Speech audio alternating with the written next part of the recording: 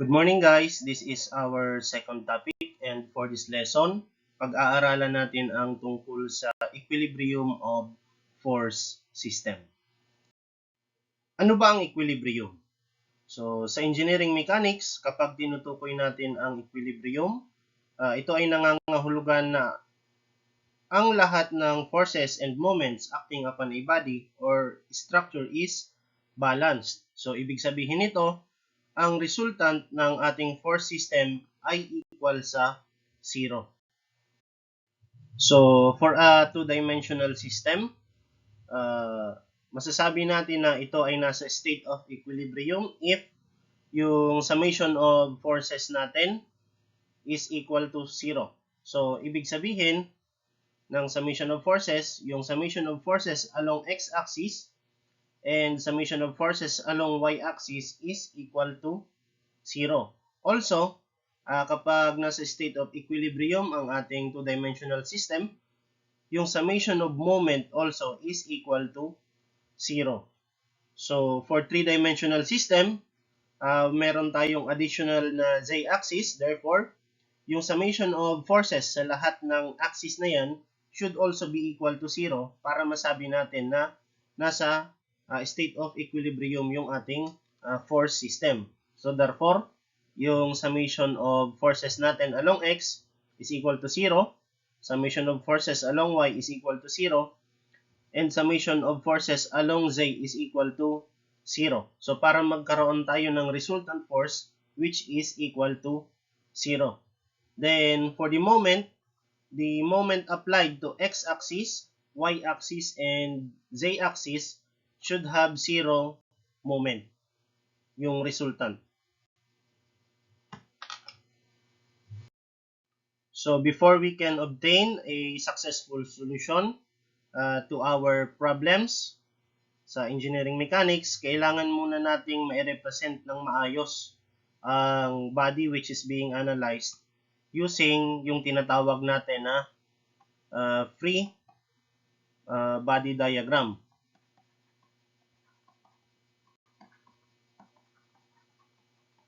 or FBD.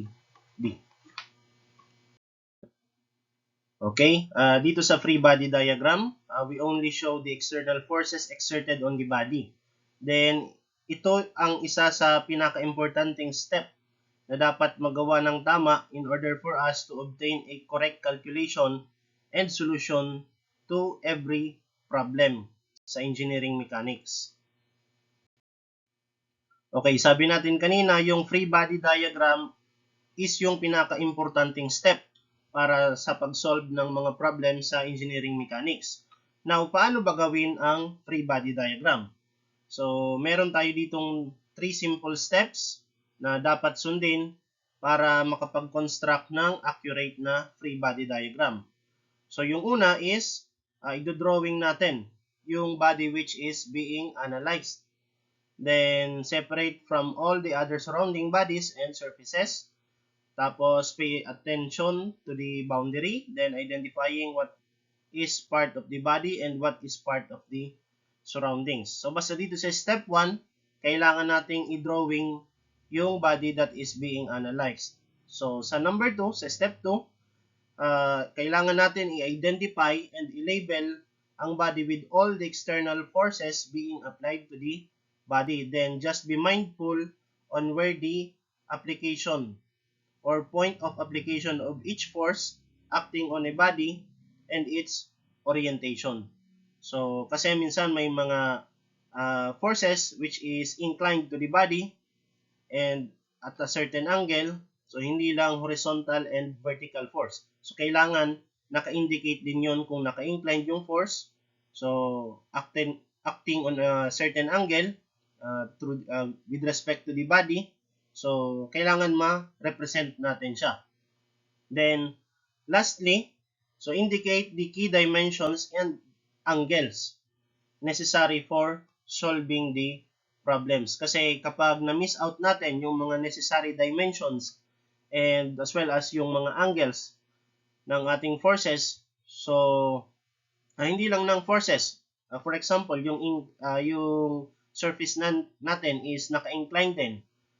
So, kailangan naka-indicate din yung angle nun. So, kapag na-miss out natin yon, hindi natin masosolve ng tama yung ating problem. So, ganun ka-importante yung pag-represent ng isang force system sa free body diagram. Okay. In this slide, makikita natin dito yung type of contact and force origin as well as yung action on the body to be isolated.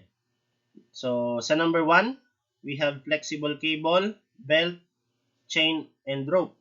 So, the force exerted is always tension. So, just remember na kapag cable, belt, chain, or rope yung naandyan, the force is always tension. And kapag sinabi nating tension, it is always directed away from the body. So, makikita natin yung arrow is directed away from the body.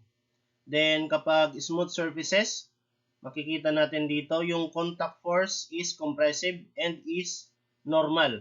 So, we have here a normal force. So, kapag sinabi nating normal force, the point of application is always perpendicular to the surface. So, pag sinabi nating perpendicular, it is exactly 90 degrees. Then, sa number 3, meron tayo dyang rough surface. So, kapag rough surface, meron tayong tinatawag na frictional force. So, frictional force yan na F. Then, yung N is the normal force. Again, kapag sinabi nating normal, it is perpendicular to the surface. Then, sa number 4 naman, meron tayong roller support. So, kapag roller support, yung reaction niya is always perpendicular to the plane. So, just be mindful kapag roller, palaging perpendicular to the plane yung reaction niya. So, kapag yung plane mo is inclined, for example, ganito, so, you have here a roller. So, yung reaction force natin is always perpendicular doon sa plane natin. Then, kapag freely sliding guide, so it can support only normal force. So, normal force pa din yung freely sliding guide. So, sa pin connection, ganito naman yung type of reaction.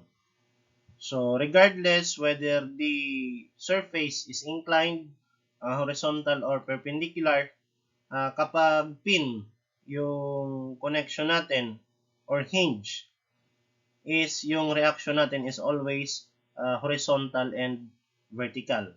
Then, sa built-in or fixed support, built-in or fixed support is capable of supporting axial force and transverse force.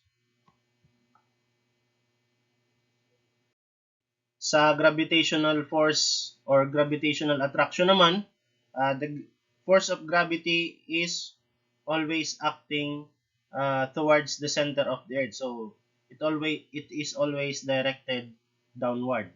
Then, sa spring action, so spring force is tensile if spring is stretched and compressive if it is compressed. So, to have an illustration ng discussion natin, we have here in the next slide some sample problem na sasagutan natin. So, for sample problem number 1, in this example, a 300-pound box is held at rest on a smooth plane by a force P inclined at an angle theta with the plane as shown in the figure. So, if the angle theta is 45 degrees, determine the value of P and the normal pressure N exerted by the plane.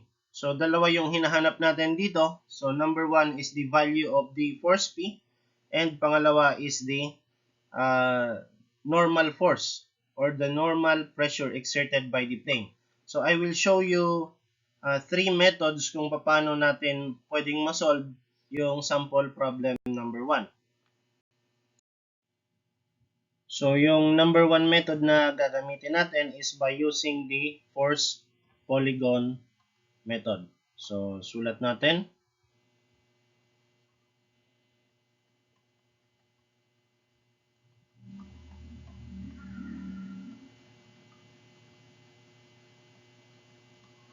So, for the solution, i-drawing muna natin yung ating free body diagram. So, this is 30 degrees. And this is our box. Then, ito yung W, which is equal to 300 pounds. Ito naman yung P. So, hindi natin alam yung value ng P. Then, acting at an angle theta with the incline.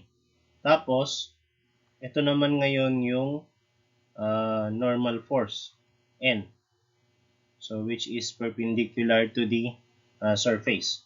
So, kapag ilalagay natin yan sa horizontal and vertical plane, so ganito yan. So, since this angle is equal to 30, so ito, we have here 30 degrees also. So, yung ating weight, this is W, which is equal to 300 pounds. Then, yung normal natin, since if we draw a line dito,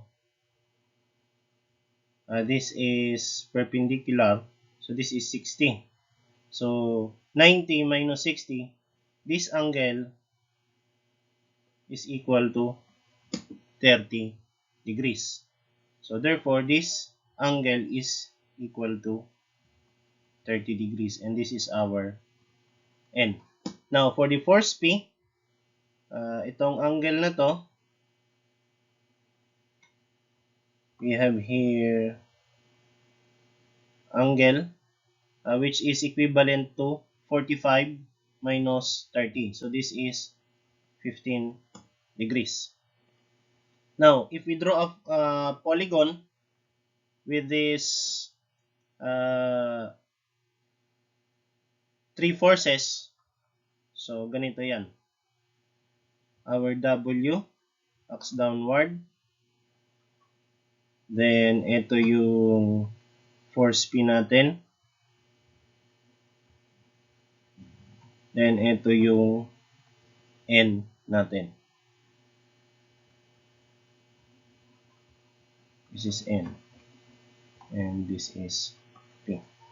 So, W is equal to 300 pounds. So, the angle between W and N is equal to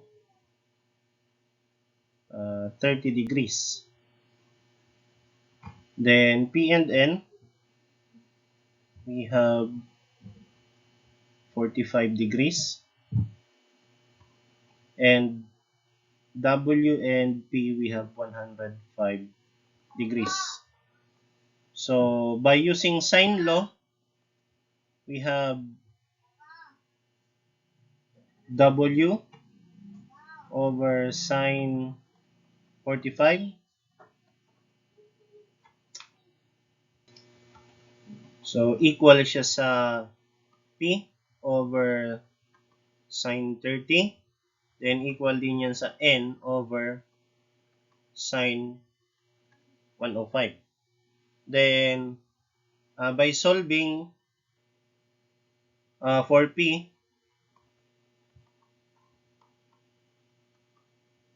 so we have P is equal to W sine 30 over sine 45. Then our P is equal to 212.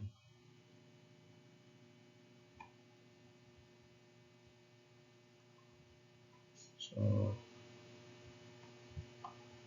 P is equal to 212.13 pounds. So that is by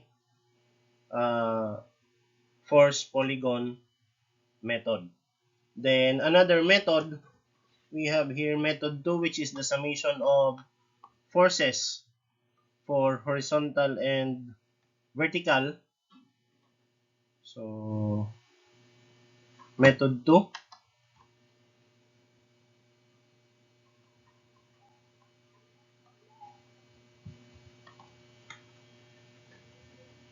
so still ganun pa din. So we have, this is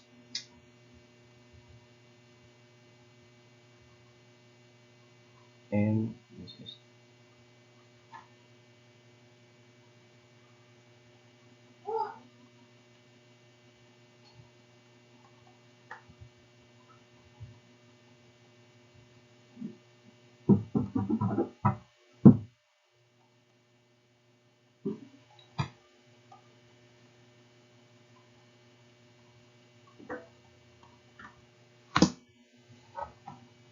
so for the summation of forces horizontal, so we have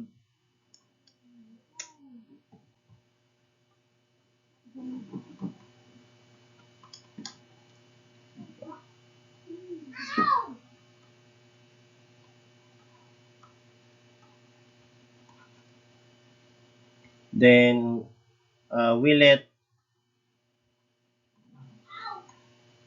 direction to the right as positive. So we have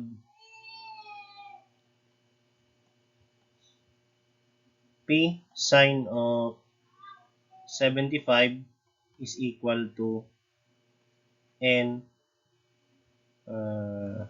sine of 30. So this is our equation 1. Then summation of forces vertical equals 0. So we let the upward direction to be positive. So we have N cosine of 30 equals W plus P cosine of 75 degrees. Then from the above equation, we can obtain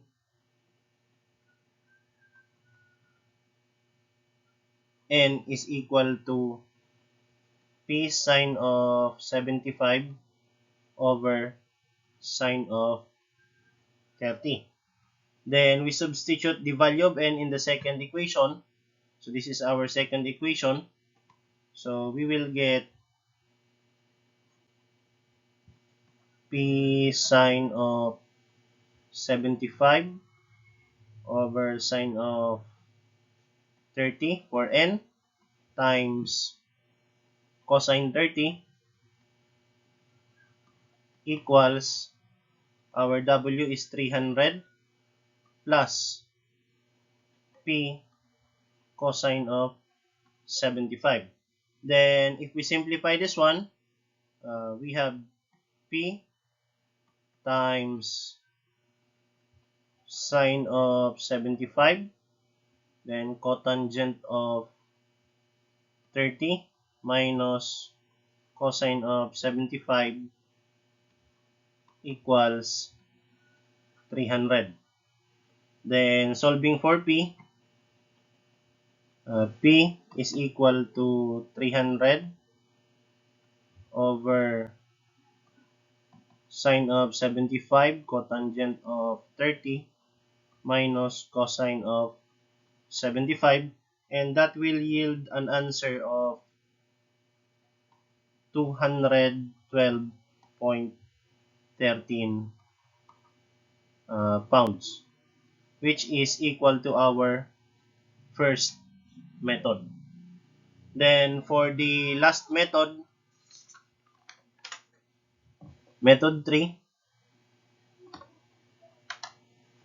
so by using axis, x and y axis, which is parallel and perpendicular to the plane. So if this is our plane, this is 30 degrees, then this is our box, so W will act downward, then this is P, theta, and this is our N. So by using x and y axis, this is our x and this is our y, parallel and perpendicular to the plane. So by inspection, we have the summation of forces along x is equal to 0. So we have P cosine of theta minus W sine of 30 equals 0. So we have P cosine of theta is equal to W sine of 30. And we have a value of theta which is equal to 45 degrees. So we have P is equal to 300 sine of 30 over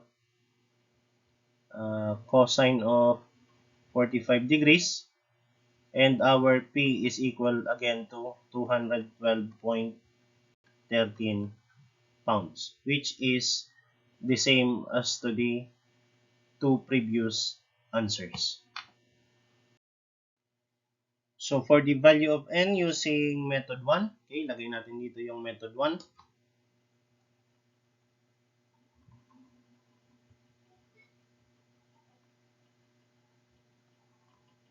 Which is the force polygon method. So naandito yung W, ito yung P, and ito ngayon yung N. So W is equal to 300. Hindi natin alam yung N. Then yung P natin is equal to 212.13 pounds. So the angle between W and N is 30. Then ito is 105 degrees. So palitan natin. Okay, so this is 105 degrees and this is 45 degrees. So using sine law again, we have W over sine of 45 is equal to N over sine of 105. So our N is equal to W, which is 300 sine of 105 over sine 45. Then if we compute the value of N, so we have 300 sine of 105 divided by sine of 45. So we will arrive at the value of 409.8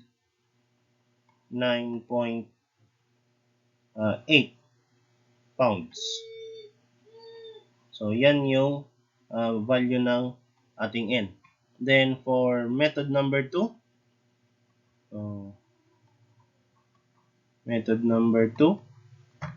so kanina naibigay na natin yung relationship wherein yung our N is equal to P sine of 75 divided by sine of 30. Then To get the value of n, we just substitute the value of p on the equation. So we have 212.13 sine of 75 divided by sine of 30. So we have the value of n, which is also equal to 409.8 pounds. Then for method 3, so method 3, yung ginawa natin kanina. So we have our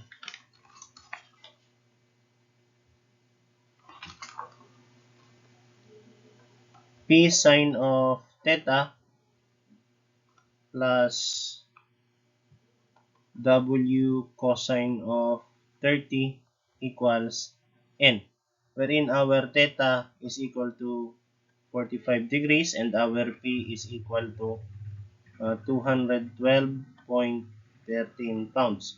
So if we substitute the value to the equation, so we have 212.13 sine of 45 plus w, which is 300 cosine of 30, so equals to our n. Then if we get the sum, so we have n is equal to 212.13 sine of 45 plus 300 cosine of 30. So we have again the value of 409.8 pounds. So which is the same. So that is for problem number 1. Okay, dito sa second problem, halos parehas lang ito nung previous problem. So yung pinagkaiba lang is that dito given yung value ng P, which is 180 pounds, and the weight of the box remains the same at 300 pounds, but we are asked to find the angle theta. So as you can see in the figure, yung angle theta is the angle which the force P makes with the inclined surface. So for the solution, okay, ganun pa din, idodrawing muna natin yung free body diagram ng ating figure. Okay, meron tayo ditong 30 degrees. Then ito yung box natin, and yung P natin is equal to 180 pounds. Then yung W natin is equal to 300 pounds. Still, meron tayo ditong normal force. Then if we graph it sa horizontal and vertical plane,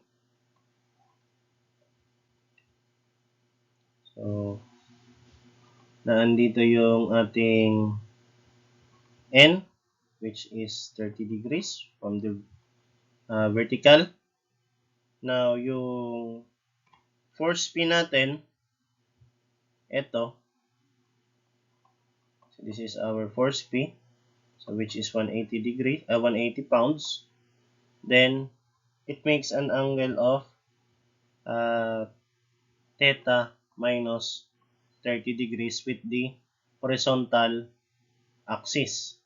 So kasi kung mapapansin nyo, this is angle theta, and if we draw a line, a horizontal line from this point, so ipo-project natin siya, this angle above that P makes with the horizontal is theta minus 30, kasi this is 30 degrees. So kung ililipat natin siya dito, so ipo-project mo yung P pababa, this angle is also theta minus 30 degrees. So kaya ito yung value ng angle that P makes with the horizontal. Then ito pa din yung ating W. So this is our W. which is acting downward and equal to 300 pounds. So, to get the value of angle, so yung N natin, the angle between N and P, so this one, so this angle, say for example this is angle alpha, we have here a relationship of angle alpha plus 30 plus theta minus 30, since this angle is also theta minus 30, equal siya sa 90 degrees. Then to get the value of alpha, so we have alpha is equal to 90, since 30 and negative 30 cancel na yan, so this is 90 minus theta. So ano yung alpha na yan? That angle alpha is crucial sa pagkuha natin ng value ng ating theta, because if we use the force polygon, so ganito yung mangyayari. So this is our W, then this is our P, and this is our N. So the angle between P and N, so this is yung alpha natin. Then this one is 30 degrees. So meron tayong given na value of P, which is equal to 180 pounds. So using our sine law, so our W is 300. So 300 over sine alpha is equal to 180 over sine of 30. Then our sine alpha is equal to 300 sine of 30. Okay? So, ayusin lang natin. So, we have 300 sine 30 over 180. Now, if we simplify 300 sine 30 over 180, it is equivalent to 5 over 6. So 5 over 6. And our alpha is equal to arc sine of 5 over 6, which is equal to 56.44 degrees. But we are not after the alpha. So we are after the angle theta. Therefore, yung angle theta natin is equal to theta is equal to 90 minus alpha. So, from this equation, pagpapalitin lang natin, therefore, yung theta natin is equal to 33.56 degrees. And that is our answer. So, that is our first method. So, by using second method, makukuha din natin yung the same answer for alpha or for theta. Now, using the second method, solution number 2.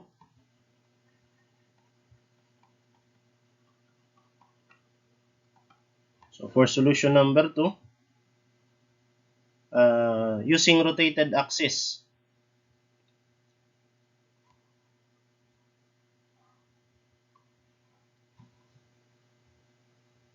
Okay.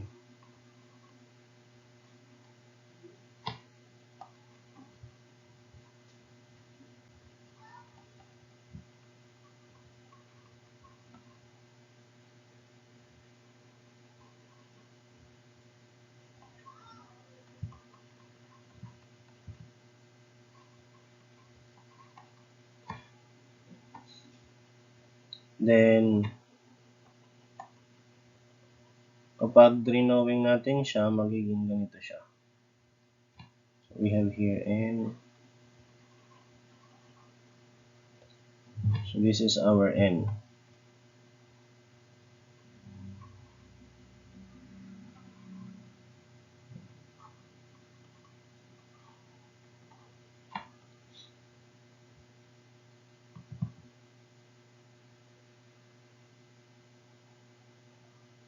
So, we have theta. This is P. And this is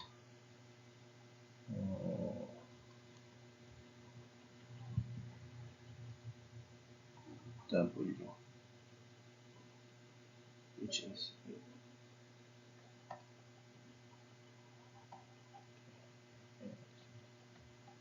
30 degrees. So, ganito yung mangyayari sa drawing kapag yung X and Y plane natin is parallel and perpendicular sa plane natin.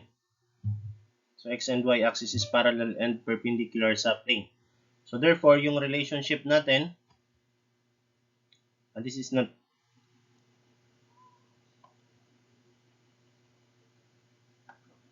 this is pounds.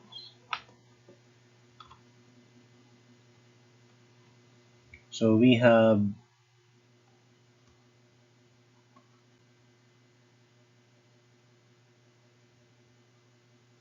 P cosine of alpha. So, itong part na to, this is P cos alpha, equal siya sa W sine of 30. So, ito naman yung W sine of 30. So, this is summation of forces along X axis. So, equals 0.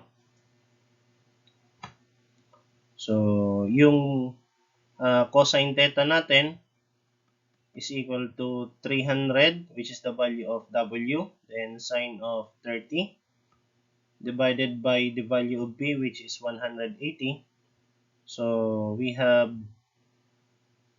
theta is equal to arc cos of 5 over 6, and our theta is equal to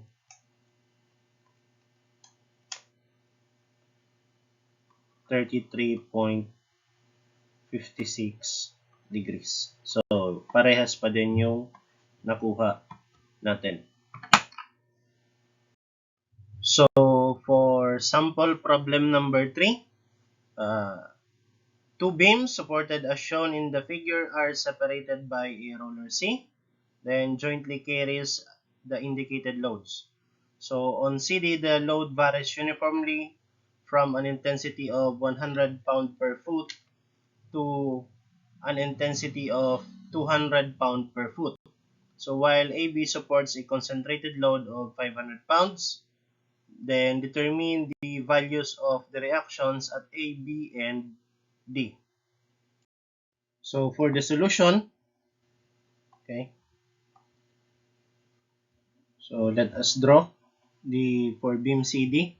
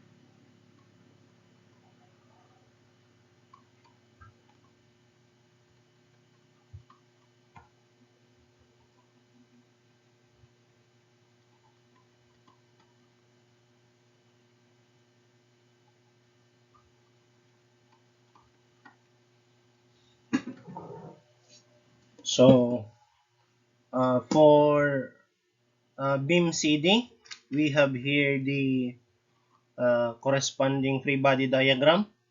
So, as you can see, meron tayo dito reaction at point C because since roller lang yung naandyan sa point C, therefore, vertical lang yung reaction niya.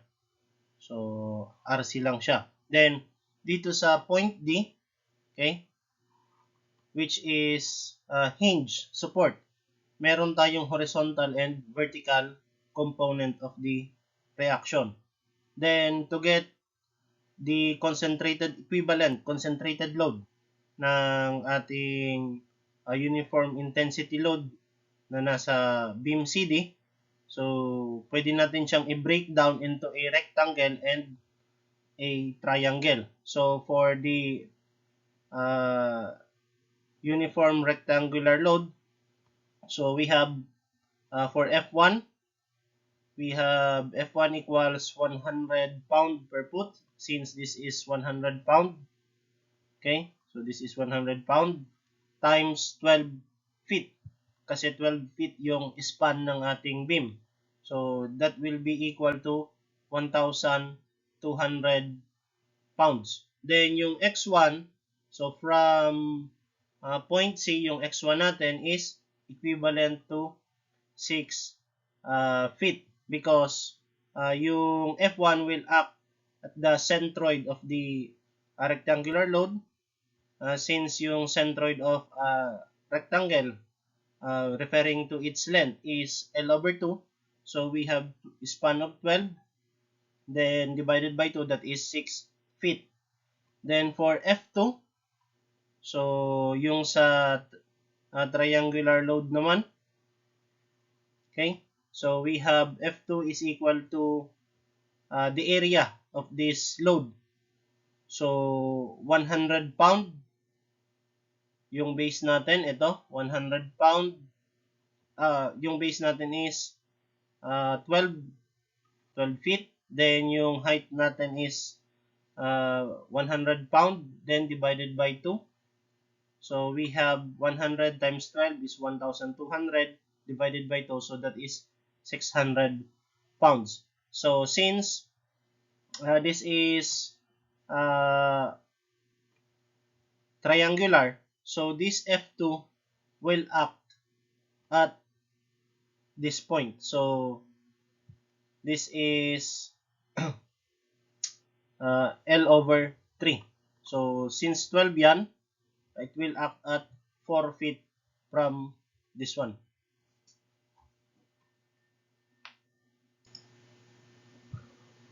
So since nakuha na natin yung uniform equivalent concentrated load, pwede na nating palitan yung ating free body diagram. So magiging ganito na lang siya. This is our RC and this is our beam CD. So this is DV and DH. So this is C, this is D.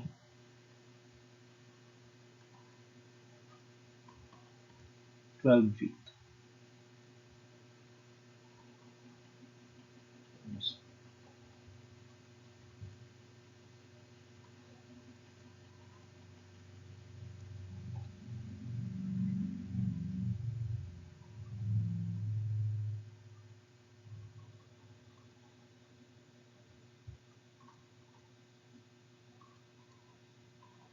So magiging ganyan na lang yung loading ng ating beam. So to get the value of the reaction at D, so we have summation of forces horizontal equal 0. So we have DH is equal to 0 since wala namang ibang horizontal force.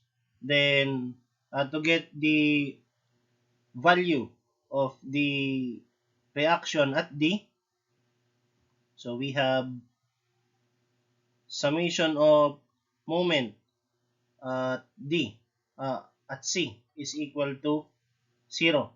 So taking the counterclockwise direction as positive, so we have dv times 12, yung moment arm natin is equivalent to 1,200 pounds times yung moment arm natin is 6 feet plus 600 pounds times yung moment arm natin which is 8 feet. So to get dv, we have 1,200 times 6 plus 600 times 8 then divided by 12. So yung dv natin is equivalent to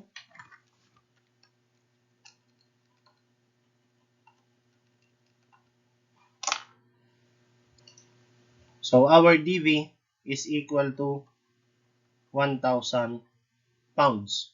And to get the value of the reaction at C, so we have summation of forces vertical is equal to 0. So taking the upward direction as positive, so we have RC plus dV, so minus 1,200 minus 600 equals 0. So we have RC is equal to 1,800 minus dV, wherein our dV is equal to 1,000 pounds. Therefore, our RC is equal to 1,800 minus 1,000 pounds. So therefore, RC is equal to 800 pounds. So the reaction at C is equal to 1,000 pounds. So for beam AB, okay, let's first erase our writings. So for beam AB,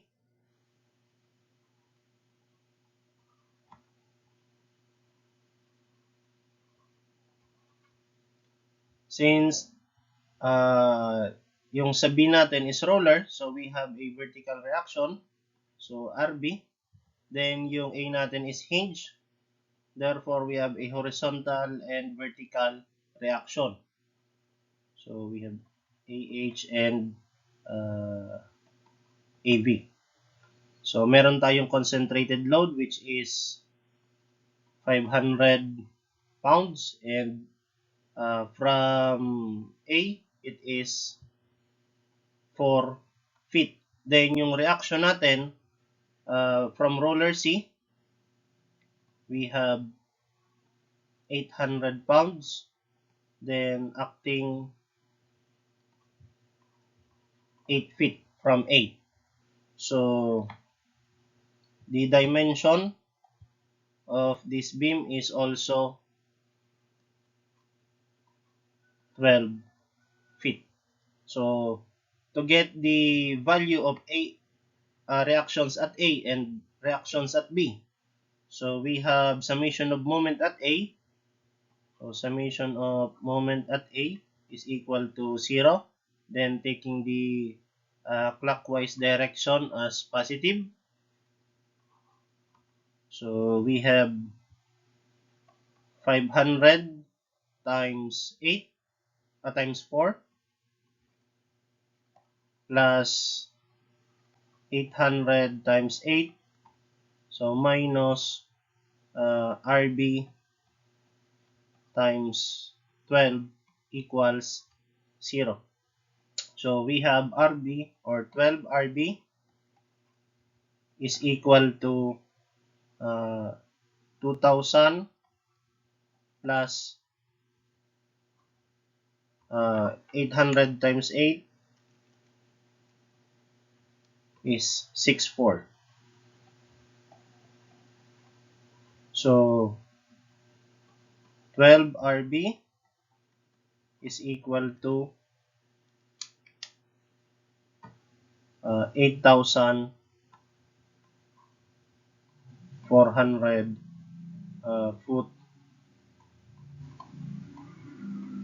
foot-pound.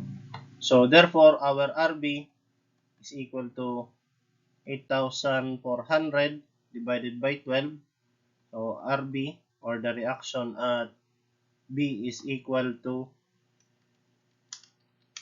700. So we have 700 pounds. Then summation of moment, or the summation of forces. Summation of forces at or horizontal equals 0. So taking the positive x direction to be positive. So we have AH, or A horizontal, is equal to 0 since no other forces is acting horizontally. Then for the AV, so summation of forces vertical is equal to 0. So taking the upward direction as positive. So we have AB is equal to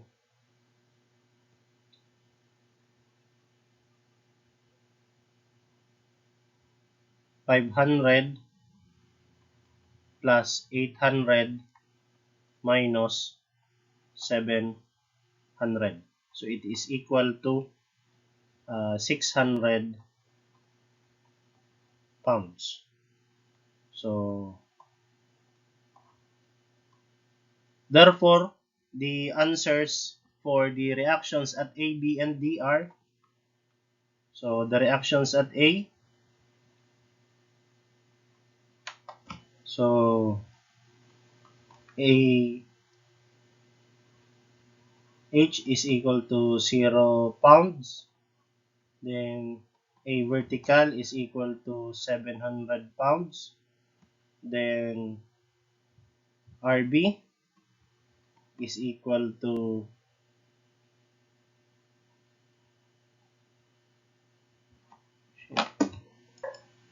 so this is 600 pounds. Yung reaction natin at A na vertical. So this is 600 pounds. Then yung reactions at B is 700 pound. Then yung D vertical natin is equal to 1,000 pounds, and D horizontal is equal to 0 pound. So these are the answers. So for the last problem, it is a three-dimensional problem. Sabi dito, the vertical mast shown is mounted in a ball and socket joint at A and supported by two guy wires extending from D to anchorage B and C. So at the midpoint of the mast, a force P of 700 pounds acts parallel to the say axis, and a force F of 1,200 pounds acts parallel to x-axis. Then find the tension in the guy wires and the reactions at A. So for the solution, let us take the moment at A be equal to 0. So summation of moment at A is equal to 0. So the moment equation will become Bm 0, 20, 0. So we have negative 10, negative 15, and positive 6. So we have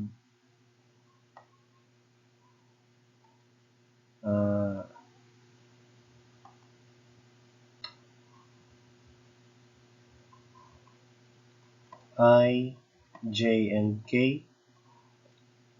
So plus we have Cm times 0, 20 and 0, and negative 10, negative 20 and negative 8.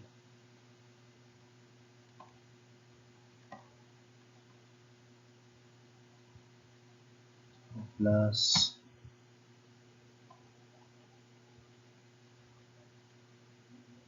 0, 10 and 0. This is 1, 4, 0 and negative 700. So I, J, and K. So equals 0. So for the summation of moment at A with respect to x-axis, so we have summation of moment at A with respect to x-axis, so denoted by this. So this must be equal to 0.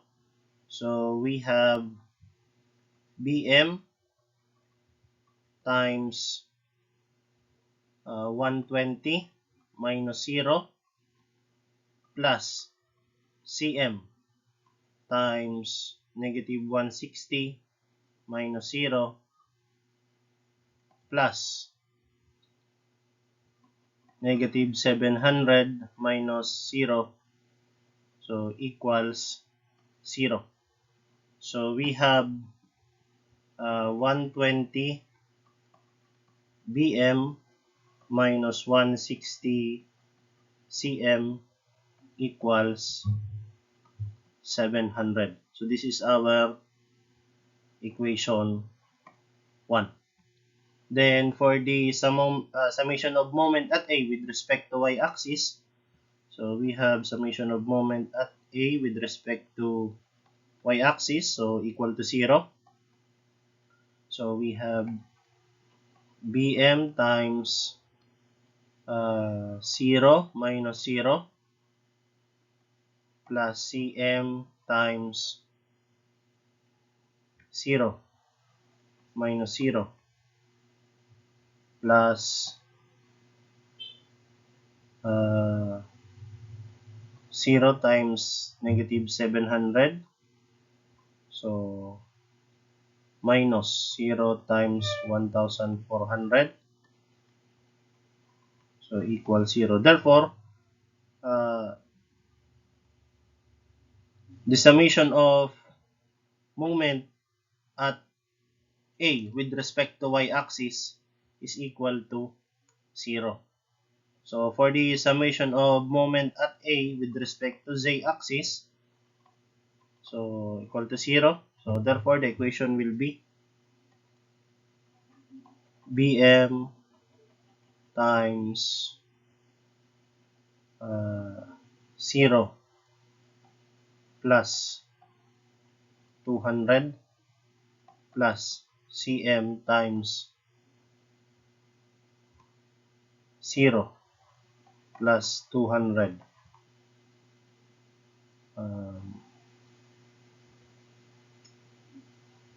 plus 0 minus 1,400 or 14,000 equals 0. Therefore, we have the equation of 200 Bm plus 200 Cm equals 14,000.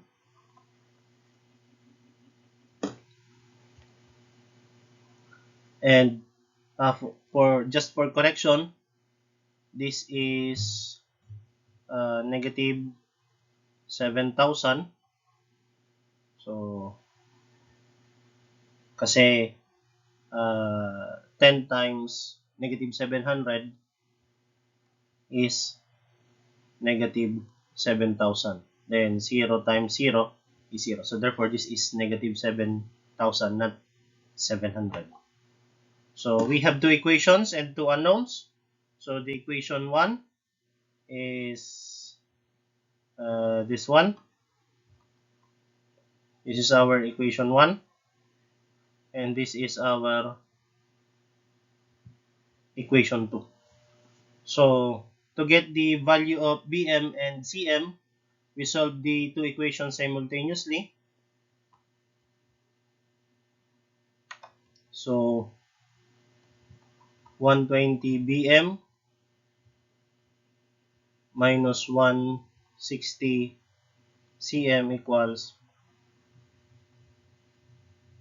7,000, and 200 Bm plus 200 Cm equals 14,000. So, solving the equation simultaneously, we get Bm equals 65 and Cm equals 5. So therefore, to get the value of B, so we have B is equal to Bm times the square root of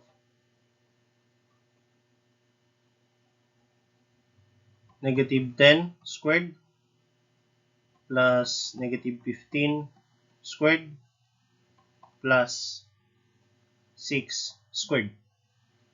So our B is equal to 65 times the square root of 361, and our B is equal to 1,235 pounds. So this is the value of B. For CM, for the value of C, we have C is equal to Cm times the square root of negative 10 squared plus negative 20 squared plus negative 8 squared. So we have C is equal to 5, the square root of 564. So we have C is equal to 118.74 pounds. So that is the value of C. So to get the value of the components of force A or reactions at A, so we will have the summation of forces. For X component, we have the summation of forces at X is equal to 0. So we have AX plus 1,400 minus 10 Bm minus 10 Cm equals 0. So therefore, our AX is equal to negative 1,400 plus 10 times 65 plus 10 times 5. And our AX is equal to negative 700 pounds. Then for the Y component, so we have the summation of forces along Y. So summation of forces along Y is equal to 0. So taking the upward as positive. So AY minus 15 Bm, then minus 20 Cm is equal to 0. Then A sub Y is equal to 15 times 65 plus 20 times 5. So our vertical component of reaction at A will be equal to 1,075 pounds. Then for the Z component, so we have the summation of forces at Z is equal to 0. So taking this axis as positive, so we have AZ plus 6BM minus 8CM minus 700 is equal to 0. Then our AZ is equal to 700 minus 6 times 65 plus 8 times 5. So equals to 350 pounds. So we list down here the components of A. So we have AX is equal to negative 700 pounds. AY is equal to 1,075 pounds, and AZ is equal to 350 pounds. Now, to get the value of A, so we have A is equal to the square root of AX squared plus AY squared plus AZ squared. Then, substitute natin yung value. So, for AX, we have negative 700 in square plus yung AY natin is 1,075 square natin plus our AZ is 350 pounds, then square natin. So, therefore, we have the value of A, which is equal to 1,329.7 pounds. So, again, the value of B is equal to 1,000